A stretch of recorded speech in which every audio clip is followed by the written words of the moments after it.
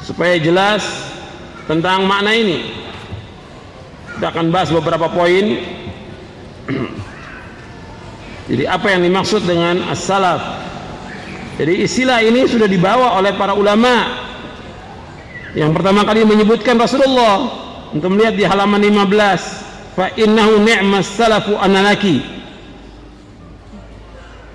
Sesungguhnya sebaik-baik salaf pendahulu bagimu adalah aku, perkataan Nabi kepada Fatimah.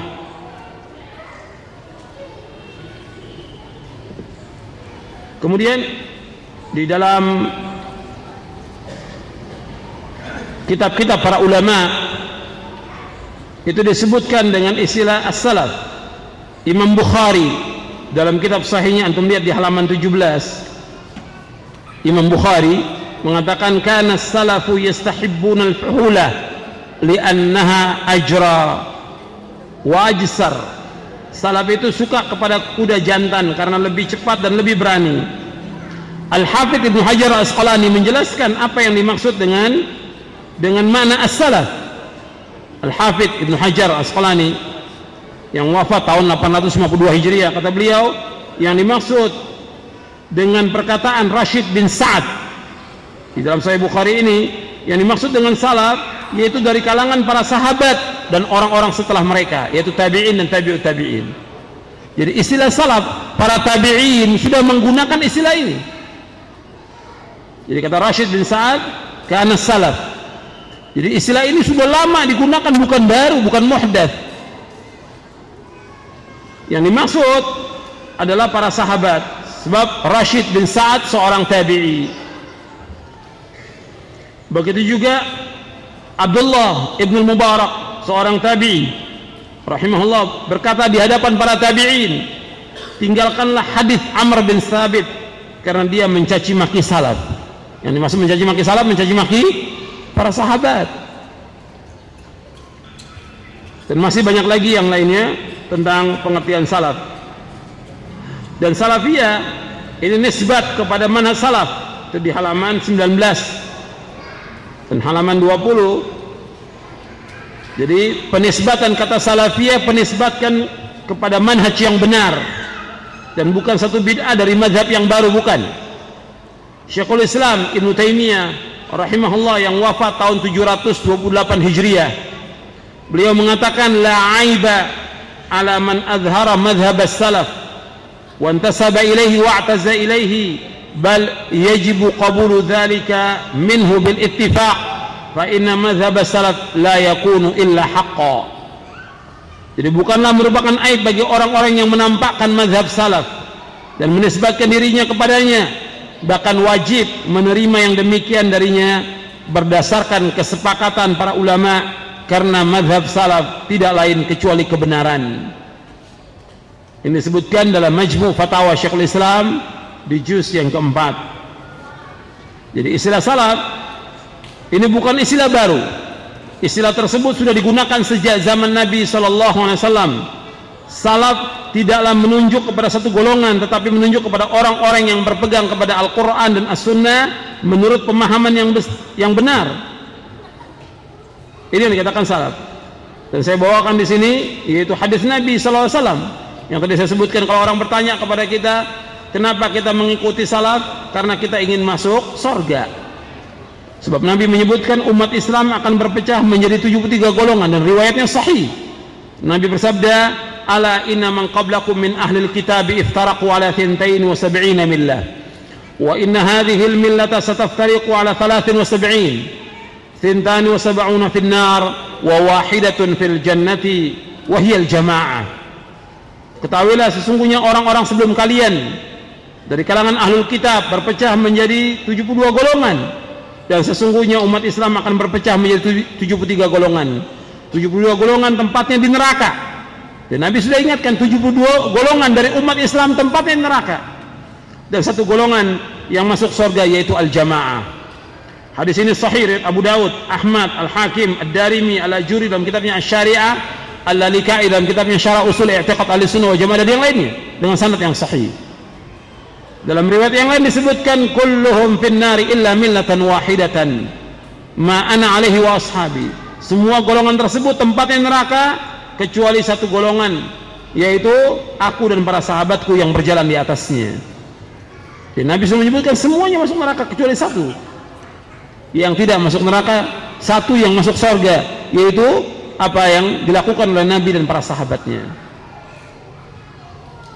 Kemudian ikhwan fiddin, azakumullah, para ulama pernah ditanya tentang apa sih yang dimaksud dengan salafi itu.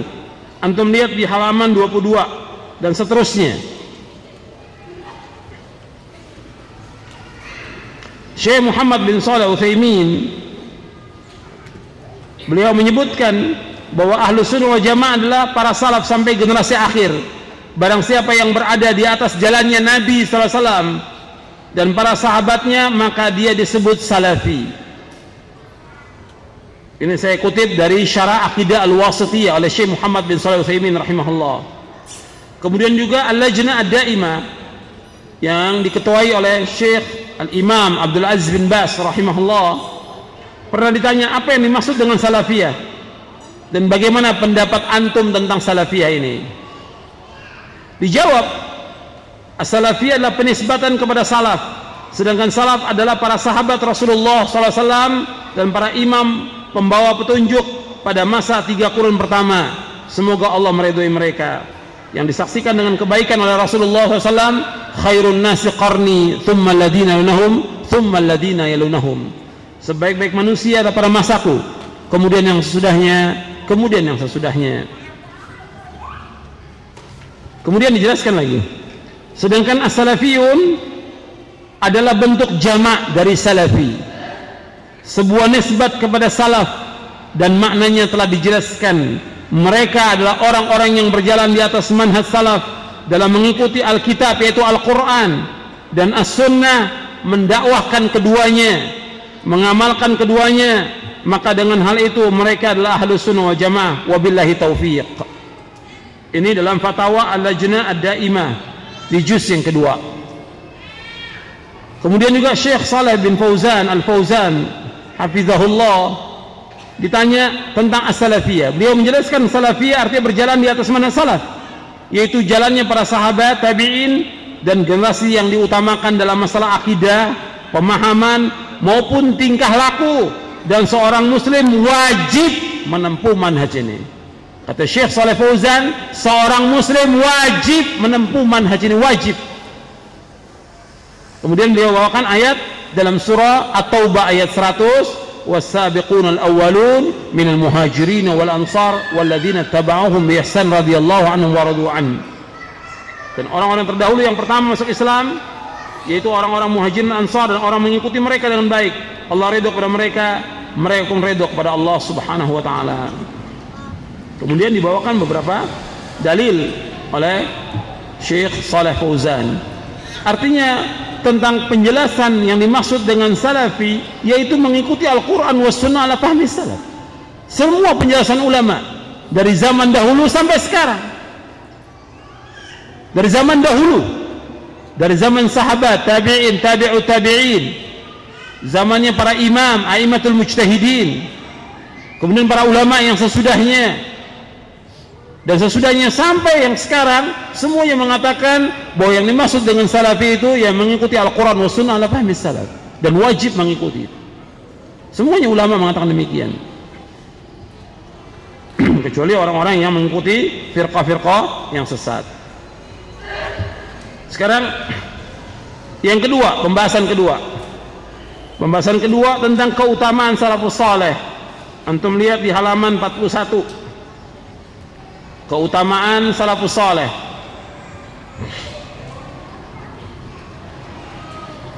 Jadi sebelum kita membahas tentang wajibnya mengikuti manhaj salaf, kita harus tahu dulu apa sih yang dimaksud dengan sahabat itu. Sahabi itu siapa?